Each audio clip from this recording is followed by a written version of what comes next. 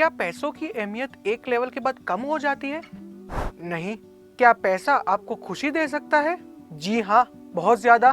क्या पैसा सब लोगों को समान खुशी दे सकता है? बिल्कुल भी नहीं। पैसों के बारे में हम सबने कितनी सारी बातें कही सुनी है। अगर मैं ये कहूँगा कि वो सारी बातें गलत है तो ये बिल्कुल भी ठीक नहीं होगा।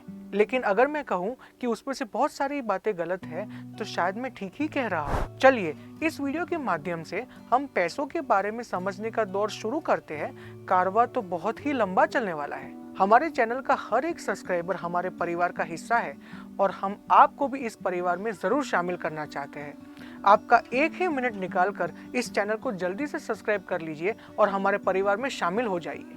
2010 में दो रिसर्चर्स डेनियल kahneman और एंगस डीटन ने एक स्टडी किया था और उन्होंने अपने स्टडी में ये पाया था कि पैसे बढ़ने से आपकी खुशी एक लेवल तक जरूर बढ़ती है लेकिन उसके बाद वो स्थिर हो जाती है। उन्होंने एक ग्लोबल कॉन्टेक्स्ट में वो लेवल को $75,000 माना है। स्टडी का ये कंक्लूजन था कि $75,000 के लेवल के ऊपर आपको जो हर एक एडिशनल डॉलर मिलता है उससे आपकी खुशी पहले जितनी नहीं बढ़ती, वो स्थिर हो जाती है। 2021 में एक रिसर्चर मैथ्यू किलिंग्सवर्थ ने 2010 की वो स्टडी को एकदम ही खारिज कर दिया और उन्होंने बोला कि जितना जितना पैसा बढ़ता है उतनी उतनी खुशी बढ़ती रहती है।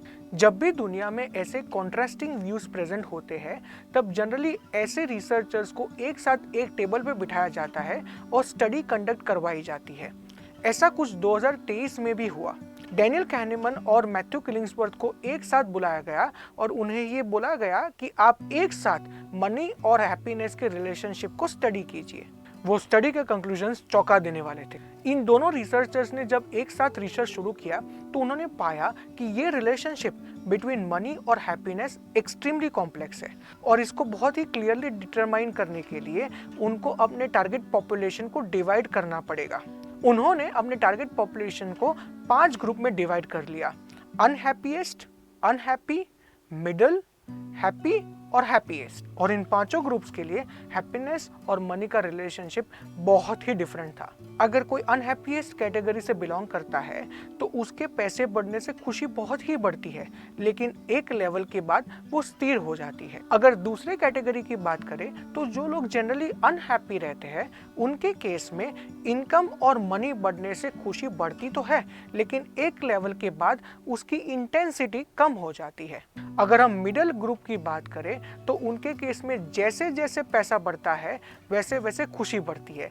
ये एग्जैक्टली 2021 की मैथ्यू किलिंग्सवर्थ की स्टडी के रिजल्ट जैसा है। अगर हम चौथी कैटेगरी की बात करें जहां लोग जनरली हैप्पी रहते हैं, वैसे लोगों के लिए पैसे जैसे जैसे बढ़ते हैं वैसे वैसे उनकी खुशी बढ़ती है लेकिन उसकी इंटेंसिटी ज्यादा होती है। और अगर हम हैप्पीएस्ट लोगों की बात करें जो हमारे लिए 5वां कैटेगरी है, उनके लिए जैसे जैसे मनी बढ़ता है वैसे वैसे उनकी खुशी बहुत गुना बढ़ती है।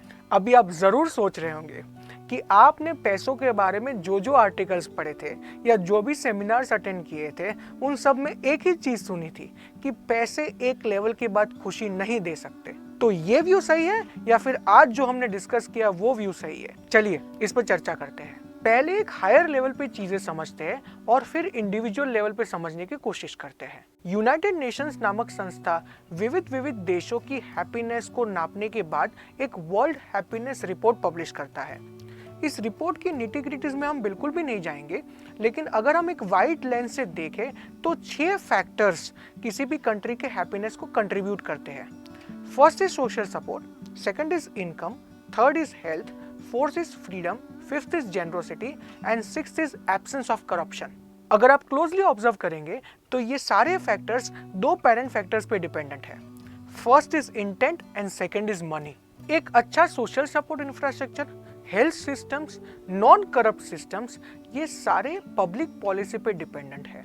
एक कंट्री के गवर्नमेंट का इंटेंट ये डिटरमाइन करता है कि ये सारे सिस्टम्स कैसे होंगे, लेकिन अकेला इंटेंट भी काफी नहीं है। अगर कंट्री डेफिसिट में चल रही है, कंट्री के डेट लेवल्स हाई है, तो उसके गवर्नमेंट का इंटेंट बहुत ही पॉजिटिव होने के बावजूद भी वो कंट्री का गवर्नमेंट अपने सिटीजन्स को एडिक्वेट फैसिलिटीज प्रोवाइड नहीं कर पाएगा। जो दूसरा पेरेंट फैक्टर हमने डिस्कस किया था, आपको याद ही होगा, पैसा, वो यहाँ बड़ा इंपॉर्टेंट रोल प्ले करता है।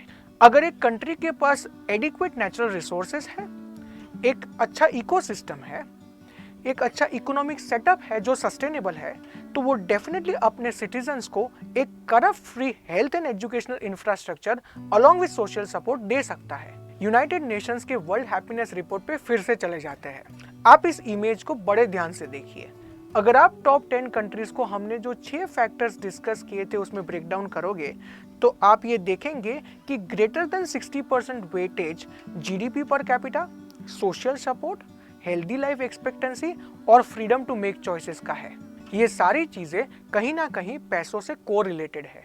अब दूसरा चार्ट देखते हैं। ये चार्ट जीडीपी पर कैपिटा का है।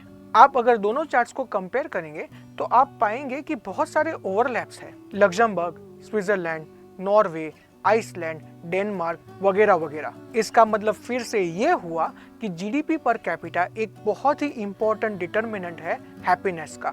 चलिए और एक चार्ट देखते हैं। आप पाएंगे कि हाई इनकम ग्रुप वाले 91 कंट्रीज हैप्पीएस्ट कंट्रीज के ब्रैकेट में आते हैं। अगर पर्सनल लेवल की बात करें तो आपकी हैप्पीनेस इंटरनल और एक्सटर्नल फैक्टर्स पर डिपेंडेंट है। ऑन एन इंटरनल नोट, आपका कैरेक्टर कैसा है? क्या आप जेनरस है कि सेल्फिश है?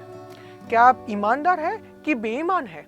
ये सारी चीजें आपके इंटरनल हैप्पीनेस को बहुत ही इंपैक्ट करती है।